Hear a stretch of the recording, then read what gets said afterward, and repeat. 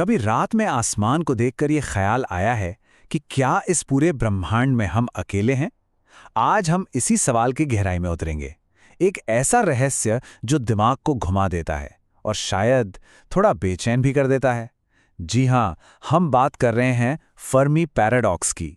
जरा सोचिए, आज की तारीख तक हम अपने सौर मंडल के बाहर 6000 से भी ज्यादा ग्रह खोज चुके हैं। और ये तो वो गिनती है जो हर दिन बढ़ रही है। ये सिर्फ एक नंबर नहीं है, ये इस बात का इशारा है कि ब्रह्मांड अनगिनत दुनियाओं से भरा पड़ा है जो बस खोजे जाने का इंतजार कर रही हैं। तो फिर सवाल ये उठता है कि अगर खरबों दुनियाएं हैं तो कोई हेलो क्यों नहीं कह रहा? यही वो सीधा सा लेकिन बहुत गहरा सवाल था जो महान फिजिसिस्ट एनरिको फर्मी ने एक दिन यूं ही लंच पर पूछ लिया था। और बस उसी सवाल से पैदा हुआ फर्मी पैराडॉक्स।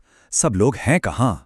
चलिए सबसे पहले ये समझते हैं कि आखिर क्यों इतने सारे वैज्ञानिकों को ये लगता है कि हमारी आकाशगंगा में जिंदगी की भरमार होनी चाहिए। क्योंकि देखा जाए तो सारे सबूत इसी तरफ इशारा करते हैं। देखिए, लॉजिक बहुत सीधा सा है।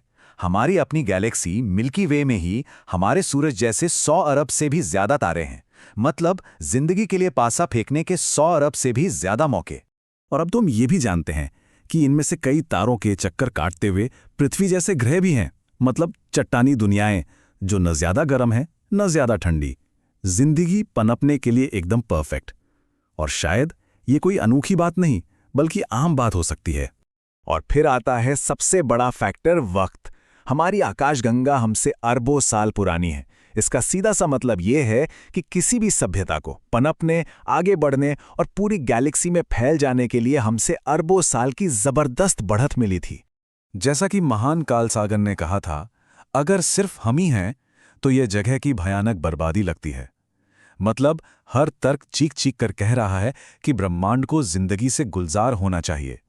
तो फिर यह इतनी गहरी, इतनी अजीब खामोशी क्यों है? और यहीं से यह कहानी एक बहुत ही अजीब, बल्कि कहूं तो परेशान करने वाला मोड़ लेती है।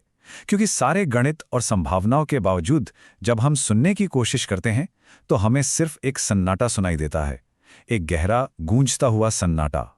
और दोस्तों, यही है फर्मी पैराडॉक्स का असली मतलब। एक तरफ संभावनाओं का महासागर और दूसरी तरफ सबूतों का सूखा रेगिस्तान। कोई सिग्नल नहीं, कोई निशान नहीं, कुछ भी नहीं। ये विज्ञान के सबसे बड़े अनसुलझे रहस्यों में से एक है। इसे ऐसे समझिए, अगर ब्रह्मांड का पूरा इतिहास एक साल का कैलेंडर होता तो हम इंसानों ने साल के बिल्कुल आखिरी दिन के आखिरी कुछ सेकंड्स में ही सुनना शुरू किया है। हमारी खोज तो अभी बस शुरू ही हुई है, इस ब्रह्मांडीय महासागर में एक छोटी सी बूंद की तरह।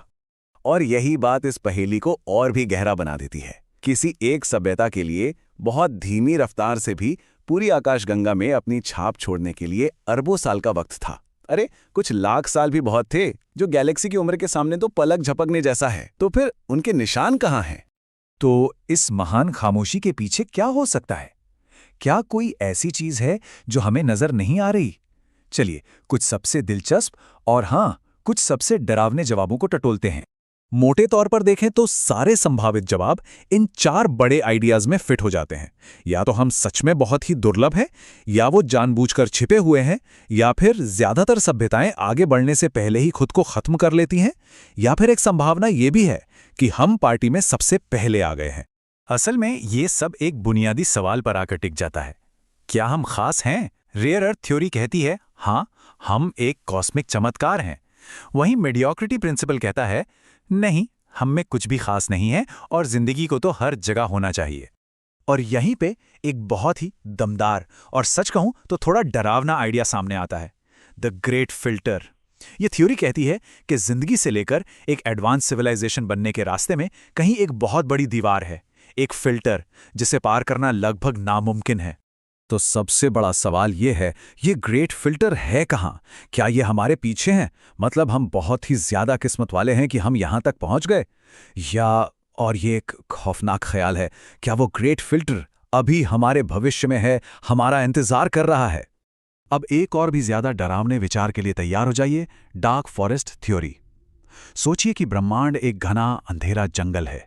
इस जंगल में शिकारी घूम रहे हैं। यहां जिंदा रहने का सबसे अच्छा तरीका है चुपचाप छिपे रहना, क्योंकि जरा सी भी आवाज किसी शिकारी को आपकी तरफ खींच सकती है। शायद ये जो खामोशी है, ये डर की खामोशी है। या हो सकता है कि मामला इतना खतरनाक ना हो पर उतना ही अजीब हो।